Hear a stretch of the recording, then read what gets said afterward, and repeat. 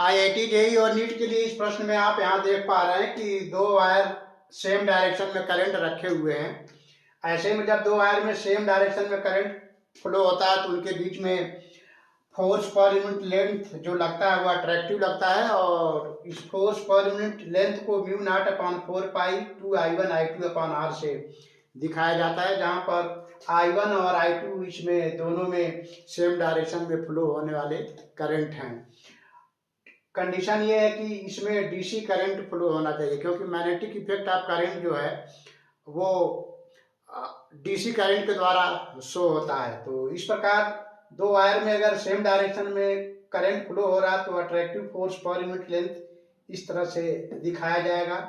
अगर दो वायर में विपरीत डायरेक्शन में करंट फ्लो होगा तो उनके बीच में जो फोर्स होगा वो रिपल्सिव काम करेगा।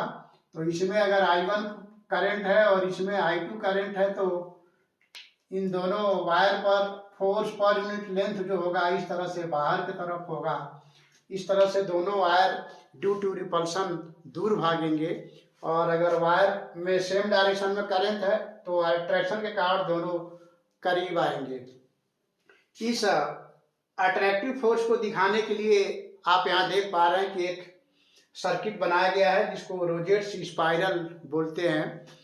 इसमें यहाँ पर स्टैंड के साथ एक सॉफ्ट आयरन का स्प्रिंग लिया गया है, और यहाँ पर एक कप है जिसमें लिक्विड फॉर्म में मरकरी रखा गया है। मरकरी एक फुल कंडक्टर होता है, मेटल होता है, बट सामान्य टेम्परेचर पर और सामान्य प्रेशर पर वो लिक्विड फॉर्म में होता है। तो यहाँ लिक्विड फॉर्म में मरकरी को कप में लिया गया है, और एक डीसी सर्किट के द्वारा इसको V वोल्ट की बैटरी से यहाँ पर इस तरह से सर्किट कंप्लीट किया गया है।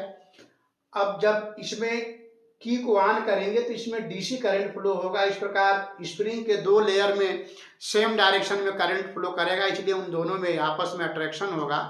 इसलिए इस अट्रैक्शन के कारण स्प्रिंग जो है शॉर्टेंड हो जाएगा, यानी कंप्रेस हो जाएगा। कंप्रेस होकर स्प्रिंग छोटा हो जाएगा।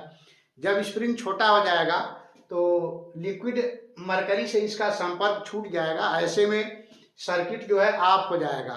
अब फिर मरकरी से संपर्क छूटने के कारण स्प्रिंग जब ऊपर चला जाएगा तो स्प्रिंग का कुछ वेट होता है, अंडर ग्रेविटी है, ये वर्टिकल डायरेक्शन में एक ऑपरेटस रखा गया है।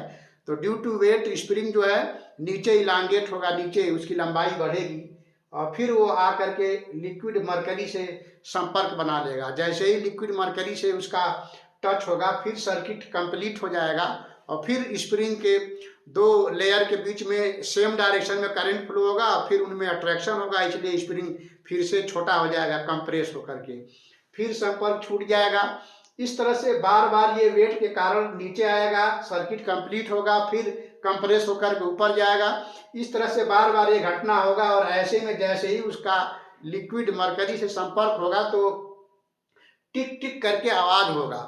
तो इस आवाज के द्वारा हम ये समझ पाएंगे कि due to magnetic force compression हो रहा है स्प्रिंग में दो लेयर्स के बीच में, और इस वजह से अट्रैक्टिव मैग्नेटिक फोर्स के कारण ये संपर्क छूट रहा है और ड्यू टू वेट संपर्क बन रहा है।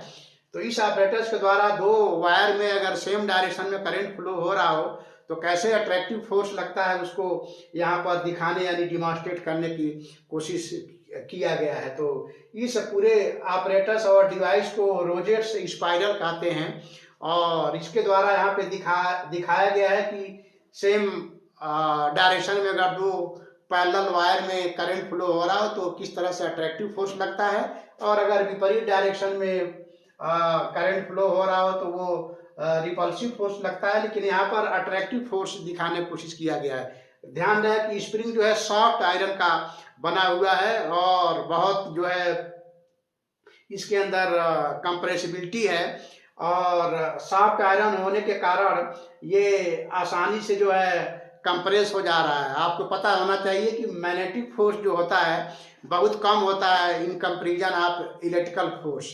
फिर भी इस ऑपरेटर्स के द्वारा मैग्नेटिक फोर्स किस प्रकार अट्रैक्शन दो पैरेलल वायर में सेम डायरेक्शन में करंट फ्लो होने पर अप्लाई होता है बहुत आसानी से यहाँ दिखाया जा सकता है। तो इस तरह के क्वेश्चन जनरली आईआईटी जेईई और नीट के एग्जाम में पूछे जाते हैं, तो हम समझते हैं यहाँ पर आप काफ़ी अच्छे से ये दो पैरेलल वायर में मैग्नेटिक फोर्स कैसे अट्रैक्टिव होता है इसको समझ पाए होंगे। तो फिर मिलते हैं नेक्स्ट वीडियो में किसी और क्वेश्चन के साथ। तब तक के लिए थैंक यू।